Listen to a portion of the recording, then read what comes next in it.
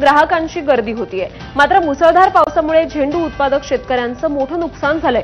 अतिवृष्टीचा सण उत्सवांना देखील फटका बसलाय।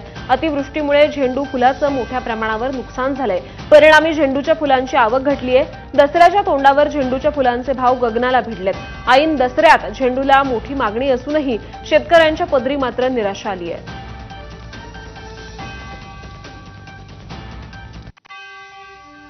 पुण्यातील मार्केट यार्डमध्ये झेंडूच्या फुलांची सर्वसाधारण आवक झाली आहे। पुराचा फटका बसलेला आहे, पण आवक देखील आहे।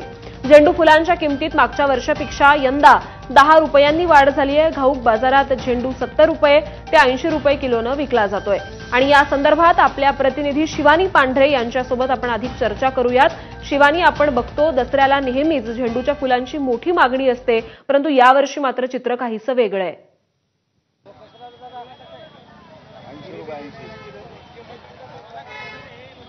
हो, मराठवाड्यात झालेल्या पावसाचा फटका या झेंडू मार्केटला किंवा फुलांच्या बाजाराला सर्वसाधारण बसल्याचं आपल्याला पाहायला मिळतंय। कारण मागच्या वर्षीपेक्षा यावर्षी 10 रुपयांनीच फक्त महाग झालाय। आवक जर आपण बघितली तर सर्वसाधारण आवक आहे, आवक होतीये। मात्र इथे असलेले ग्राहकांना आहे त्यांना देखील काही प्रमाणात फटका बसलाय। कारण मराठवाड्यातली परिस्थिती आहे ती परिस्थिती वेगळी आहे आणि पुण्यातली परिस्थिती वेगळी आहे। पुण्याच्या आजूबाजूच्या परिसरात झेंडूची मोठ्या प्रमाणात शेती होते आणि त्यासोबतच आजूबाजूच्या परिसरातला झेंडू आणि मराठवाड्यातला झेंडू या मार्केट यार्ड परिसरात आणून विकला जातो आणि दसऱ्याच्या पार्श्वभूमीवर असू दे किंवा सणासुदीच्या दिवशी इथे आवक मोठ्या प्रमाणात होते। यावर्षी बघितलं तर सर्वसाधारण आवक झालेली आहे, मात्र किमत्यांमध्ये तितकी वाढ झाल्याचं दिसून येत नाही। फक्त 10 रुपयांनी वाढ झाल्याचं दिसून येतं। दादा, काय यंदाची परिस्थिती आहे आणि ग्राहकांचा कसा प्रतिसाद आहे?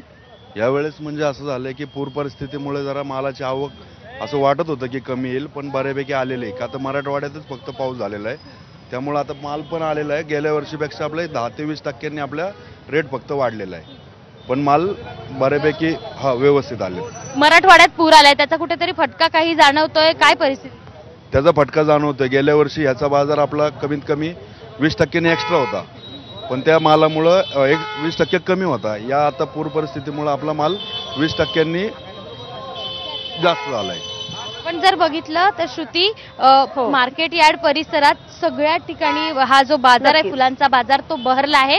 मात्र मराठवाड्यात आलेल्या परिस्थितीमुळे काहीशी परिस्थिती थोडीशी परिस्थितीत फरक जाणवतोय। ओला जो झेंडू आहे तो 50 ते 60 आणि सुका जो झेंडू आहे, जो चांगल्या प्रतीचा झेंडू आहे, तो 70 ते 80 रुपयांना शिवानी, त्यामुळे दसऱ्याची पार्श्वभूमी आहे आणि झेंडू फुलांचं जे मार्केट आहे त्यामध्ये होणारा चढ उतार